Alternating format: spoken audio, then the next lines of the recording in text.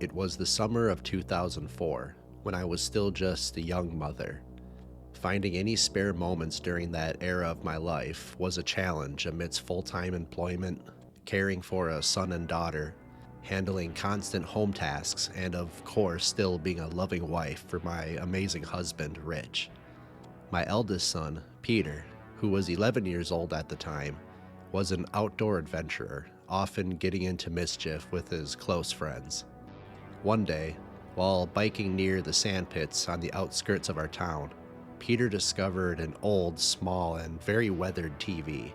Intrigued to see if it worked, he decided to bring it home that evening. Upon presenting it to us, we all had a pretty good laugh about it, jokingly doubting it would even turn on. Rich, who worked with electronics, was certain it wouldn't work after being abandoned in a field for who knows how long. My 8-year-old daughter, Paula, suggested if it worked, they could put it in their shared bedroom. Peter immediately headed for the nearest outlet to see if the TV would turn on. As soon as he plugged it in, the room's lights went out, and the sound of a circuit breaker tripping echoed through the house, startling all of us. Charlie, our German Shepherd, immediately started to bark aggressively at the TV after the blackout. Rich went to the circuit box to sort out things as Peter and Paula made efforts to calm down Charlie, who briefly snapped at them before resuming his barking at the TV. The TV suddenly switched on, its static-filled screen throwing a spooky, flickering light around the living room. Charlie's face turned fearful, and he moved to the room's corner, laying down and beginning to whimper. I approached the children as they were staring into the screen, gently resting my hand on their shoulders and guiding them back from the TV, voicing my concerns. Just then, we heard the circuit breaker click, and the lights in the house came back to life.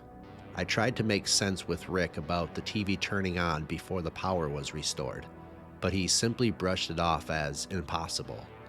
Looking back at the static-filled screen, I squinted as I swore I saw some sort of faint image form right before Rich clicked it off, leaving behind a black screen with only the reflection of our living room. I was overwhelmed by a sense of haunting fear, as if something sinister had been let into our home.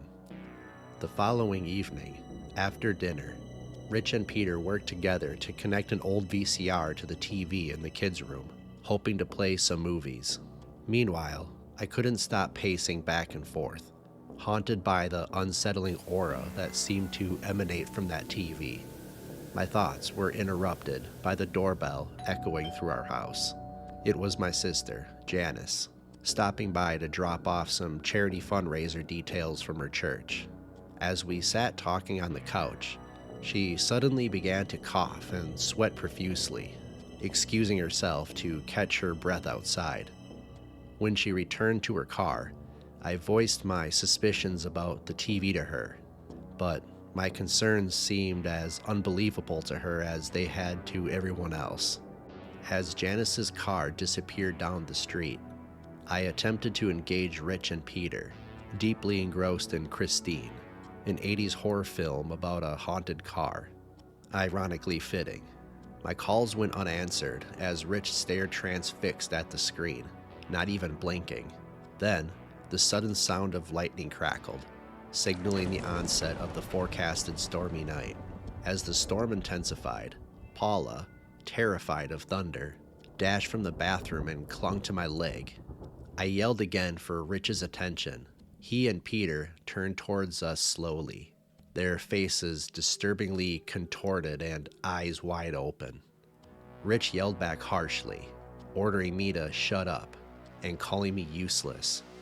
I tried to slap him in response, but he caught my arm just in time. His grin widened, and his grip tightened painfully as I screamed. As Paula began to cry out loudly, Rich turned his focus to her while still gripping my arm firmly. Meanwhile, the movie on the TV faded into static, subtly but clearly outlining a ghostly face.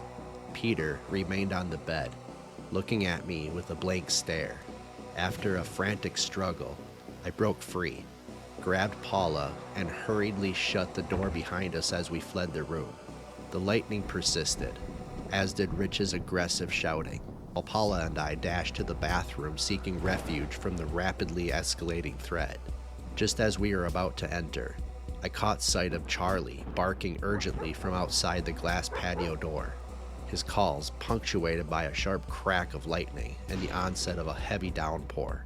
I hurriedly let Charlie in, and as I turned my back, a lightning flash revealed Rich's ominous silhouette in the living room, clutching a baseball bat.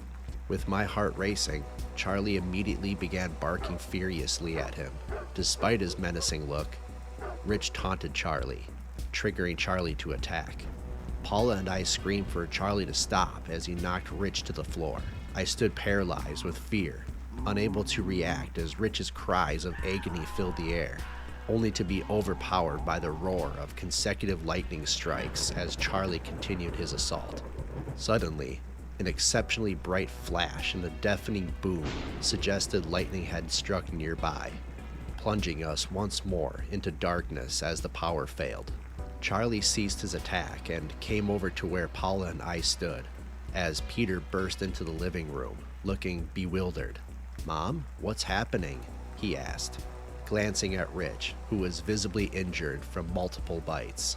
I rushed to Rich's side and instructed Peter to fetch my cell phone so we could call 911, while I did what I could to assist Rich. Instantly, the lights returned, and the haunting static from that TV buzzed again. I quickly approached it, unfazed by the ghostly face peering from it and its subtle accompanied whispers, grabbed it, and started towards the car. "Mom, where are you going?" Peter asked, just after he hung up the phone. "Mom needs to take care of some business," I stated with determination. In the relentless downpour and thunderous roars, I tossed the TV in the passenger seat and started the car. I reached a nearby bridge and threw the TV in the river below, observing it vanish into the dark abyss of the night. I immediately felt a sense of relief, knowing my family was safe from the possessing entity.